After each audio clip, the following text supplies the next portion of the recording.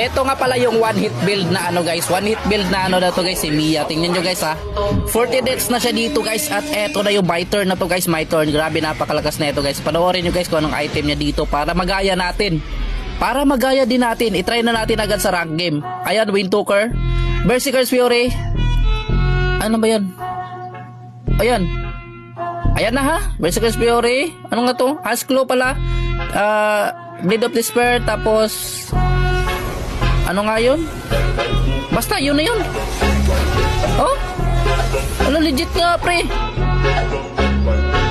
Lakas nga. Grabe, iyak yung kalaban pre. Tingnan nyo. Oh? Grabe. Patay. Kawawa talaga yung kalaban pre oh. Grabe, ganun lang pala yung item kay Mia mga pre. Napakalakas pre. Oh? Diba? GG talaga pre. Napakalakas.